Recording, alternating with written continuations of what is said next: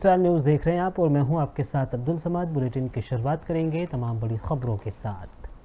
महाराष्ट्र में विधानसभा चुनाव से पहले एनसीपी के संस्थापक शरद पवार ने चुनावी राजनीति से संन्यास के संकेत दिए।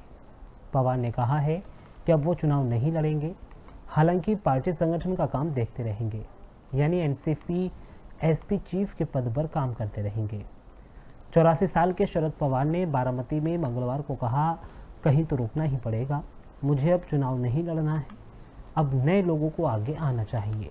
मैंने अभी तक 14 बार चुनाव लड़ा, अब मुझे सत्ता नहीं चाहिए, मैं समाज के लिए काम करना चाहता हूँ, विचार करूँगा कि राज्यसभा जाना है या फिर नहीं। 1960 में शरद पवार ने कांग्रेस से अपने राजनीतिक करियर की शुरुआत की। 1960 में कांग्रेसी नेता केशवराथ जेधे का निधन हुआ और बारामती लोकसभा सीट खाली हो गई।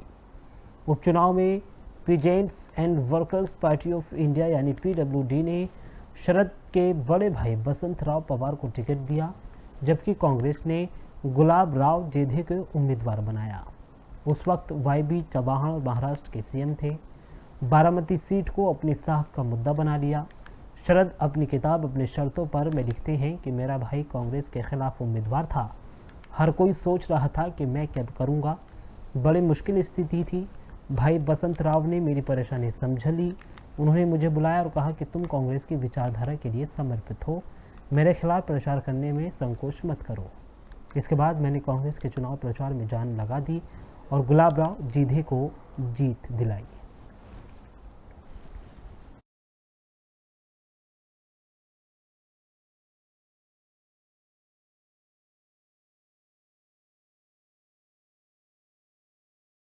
ऑफ इंडिया यानी सीजेआई डीवाई चंद्रचूड़ ने कहा है कि किसी मामले का अच्छा या बुरा जैसा मीडिया में दिखाया जाता है उससे काफ़ी अलग हो सकता है।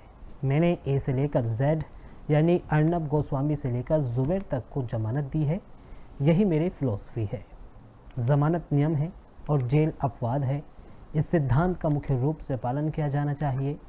सीजेआई ने सोमवार को इंडियन एक्सप्रेस के इवेंट में कहा है कि न्यायपालिका की स्वतंत्रता का मतलब हमेशा सरकार के खिलाफ फैसला सुनाना नहीं होता, लेकिन कुछ प्रेशर ग्रुप इलेक्ट्रॉनिक मीडिया का यूज़ करके अदालतों पर दबाव डालकर अपने पक्ष में फैसला पाने की कोशिश कर रहे हैं।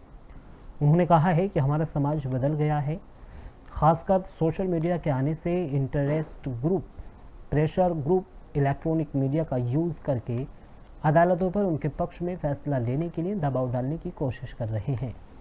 सीजेआई ने कहा है कि अगर जज इन प्रेशर ग्रुप के पक्ष में फैसला देते हैं तो ये ग्रुप न्यायपालिका को स्वतंत्र कहते हैं। अगर जज ऐसा नहीं करते हैं तो न्यायपालिका स्वतंत्र नहीं है, इसी बात पर मेरा आपत्ति है।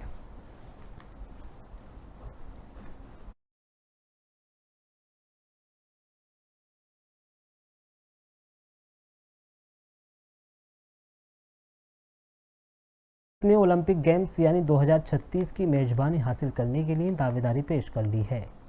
इसके तहत इंडियन ओलंपिक एसोसिएशन यानी आईओए ने इंटरनेशनल ओलंपिक काउंसिल आईओसी को लेटर भी लिख दिया है। केंद्रीय खेल मंत्रालय के सूत्रों ने पुष्टि की है कि भारत सरकार ने 1 अक्टूबर को लेटर ऑफ इंटेंट के जरिए से आईओसी से गेम्स का आयोजन कराने की इच्छा जाहिर की है। यदि भारत ओलंपिक गेम्स की मेजबानी हासिल कर लेता है तो ये पहला मौका होगा जब यहाँ ओलंपिक गेम्स का आयोजन होगा। प्रधानमंत्री नरेंद्र मोदी ने 15 अगस्त को लाल किले से कहा था कि भारत ओलंपिक गेम्स 2036 की मेजबानी करेगा। 3 महीने पहले पेरिस में आयोजित ओलंपिक गेम्स में इंडियन प्लेयर्स ने एक सिल्वर समेत 6 मेडल जीते।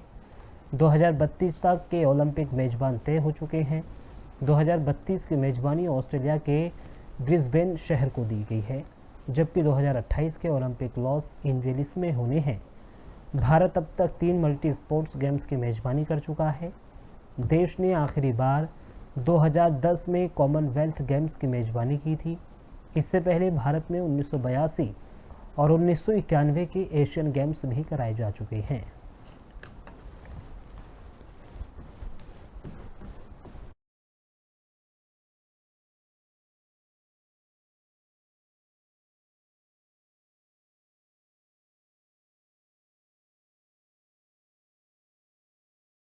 महाराष्ट्र विधानसभा चुनाव में बीजेपी को नंदुरबार में बड़ा झटका लगा है। पार्टी की पूर्व सांसद हिना गावित ने बीजेपी से इस्तीफा दे दिया है। पेशे से डॉक्टर हिना गावित पूर्व एनसीपी विधायक विजय कुमार गावित की बेटी हैं। वो 2014 में नंदुरबार से लोकसभा के लिए चुनी गई थी। इसके बाद 2019 में हिना गावित फिर से जीती थी, लेकिन 2024 के चुनावों में हिना गावित हार गई थी। लोकसभा चुनावों में कांग्रेस के जी के पांडवी को जीत मिली थी।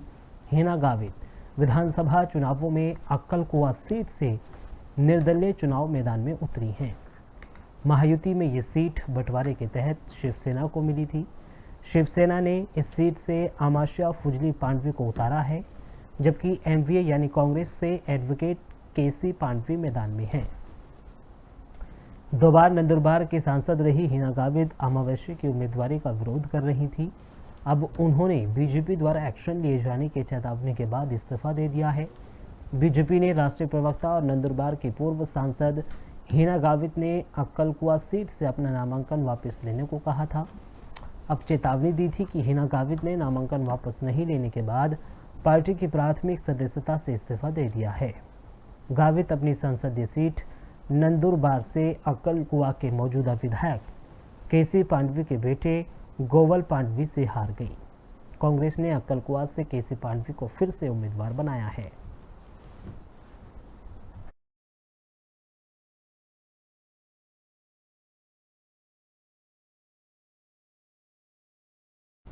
खबरों में आगे बढ़ेंगे और अब बात करेंगे, क्योंकि सरकार ने सोमवार को कहा है कि फ्लाइट में पैसेंजर्स वाईफाई के माध्यम से इंटरनेट सर्विस का इस्तेमाल तभी कर पाएंगे जब विमान इंडियन एयर स्पेस में 3000 मीटर की ऊंचाई पर पहुंचने के बाद उसमें इलेक्ट्रॉनिक डिवाइस इस्तेमाल की अनुमति दी जाएगी। सरकार की ओर से ये स्पष्टीकरण नए फ्लाइट एंड मेरीटाइम कनेक्टिविटी यानी अमेंडमेंट रूल्स 2024 के तहत आया है। इससे पहले 2018 में यह अनिवार्य किया गया था कि विमान में मोबाइल कम्युनिकेशन सर्विस तभी शुरू होगी यानी जब विमान स्थलीय मोबाइल नेटवर्क के साथ हस्तक्षेप से बचने के लिए 30,000 मीटर की न्यूनतम ऊंचाई पर पहुंच जाए। अब नए नियम के अनुसार इस ऊंचाई पर पहुंचने के बाद भी वाईफाई के माध्यम से इंटरनेट सर्विस तभी उपलब्ध कराई जाएगी जब इलेक्ट्रॉनिक डिवाइसों के इस्तेमाल की अनुमति होगी।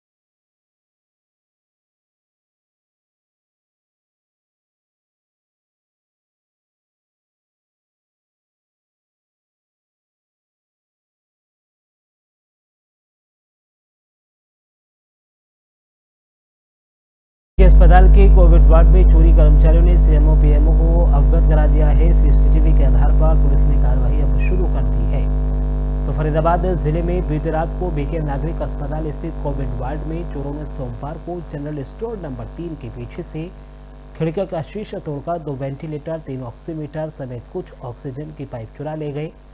सुबह कर्मचारियों के आने के बाद पता चला कि अस्पताल में सामान की चोरी हो गई। कर्मचारियों ने सीएमओ पीएमओ को उसके बारे में अवगत कराया, साथ ही पुलिस को भी चोरी होने की सूचना दी। बाहर लगे सीसीटीवी को देखकर कार्रवाई में पुलिसकर्मियों की टीम जुटी हुई है।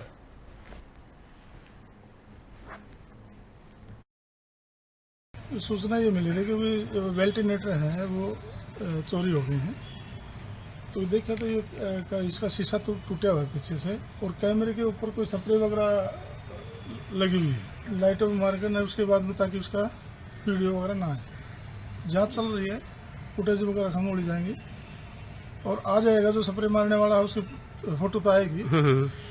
हर हाल में चोरी को बरामद करेंगे। सूचना ये मिली थी कि वेंटिलेटर है वो चोरी हो गई है। तो देखा तो ये इसका शीशा तो टूटा हुआ है पीछे से। मोगा पुलिस को बड़ी कामयाबी मिली है। 15 लाख रुपए की फिरौती मांगने वाले 3 आरोपी गिरफ्तार हो गए हैं। एक आरोपी पर 302 का मामला दर्ज हुआ है और मामले की जांच अब शुरू कर दी है। तो मोगा जिले के गांव चंडिक के रहने वाले एक व्यक्ति ने अज्ञात में विदेशी नंबर से फोन कर जान से मारने की धमकी दी थी। आरोपी ने युवक से मांगे 15 लाख रुपए। गैंगस्टर जॉन बटर के नाम से ये फिरौती मांगी गई। फिरौती के मामले में पुलिस ने 3 आरोपियों को गिरफ्तार किया है। तीनों आरोपियों में से एक आरोपी पर पहले से ही 302 का मामला दर्ज है। फिलहाल पुलिस मामले की जांच कर रही है।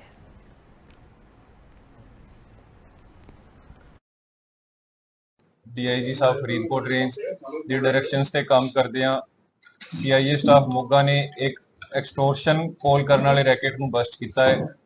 ਇਸ ਪੂਰੇ ਆਪਰੇਸ਼ਨ ਦੀ ਸੁਪਰਵਿਜ਼ਨ SPD ਮੋਗਾ ਕਰ ਰਹੇ ਸੀ। ਇਹਨਾਂ ਦੇ ਨਾਲ DSP D ਤੇ DSP ਸਿਟੀ ਤੇ SHO ਚਿੜਕ ਵੀ ਹੈਗੇ ਸੀ। ਇਹਦੇ ਵਿੱਚ ਇੱਕ ਮੋਗੇ ਜ਼ਿਲ੍ਹੇ ਦੇ ਰਹਿਣ ਵਾਲੇ ਖੇਤੀਬਾੜੀ ਕਰਨ ਵਾਲੇ ਬੰਦੇ ਨੂੰ ਐਕਸਟੋਰਸ਼ਨ ਦੀ ਕਾਲ ਆਈ ਸੀ।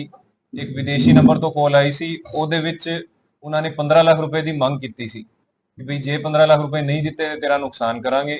ਇਹਨਾਂ ਨੂੰ ਉਹਦੇ ਬਾਰੇ ਸਾਰੀ ਜਾਣਕਾਰੀ ਸੀ। ਇਹਨੂੰ ਅਸੀਂ ਟੈਕਨੀਕਲ ਤੇ ਹਿਊਮਨ ਇੰਟ ਦੇ ਬੇਸਿਸ ਤੇ ਬਸਟ ਕਰਦੇ ਹਾਂ। ਅਸੀਂ ਇਹਦੇ ਵਿੱਚ 3 ਅਕਿਊਜ਼ਡ ਅਰੈਸਟ ਕੀਤੇ ਨੇ। ਇਹਦੇ ਸੰਬੰਧੀ ਮੁਕੱਦਮਾ ਨੰਬਰ 184/24 ਥਾਣਾ ਸਿਟੀ ਸਾਊਥ ਦਰਜ ਹੈ। 2 ਅਕਿਊਜ਼ਡ ਇਹਦੇ ਵਿੱਚ ਬਾਈ ਨੇਮ ਨੇ ਤੇ ਇੱਕ ਦੋਸ਼ੀ ਅਸੀਂ ਬਾਅਦ ਚ ਨਾਮਜ਼ਦ ਕੀਤਾ ਹੈ। ਜਿਹੜੇ ਦੋਸ਼ੀ ਫੜੇ ਗਏ ਨੇ ਉਹਨਾਂ ਦਾ ਨਾਮ ਹੈ ਸਤਨਾਮ ਸਿੰਘ ਉਰਫ ਸੱਤੂ। ਇਹ ਤੇ ਪਹਿਲਾਂ ਵੀ ਇੱਕ 363, 366 ਤੇ 376 ਪੋਕਸੋ ਐਕਟ ਦਾ ਪਰਚਾ ਦਰਜ ਹੈ 19/19 ਸਿਟੀ ਸਾਊਥ ਮੋਗੇ ਚ। ਇੱਕ ਹੈ ਗੁਰਜੋਤ ਸਿੰਘ ਉਰਫ ਜੋਤ।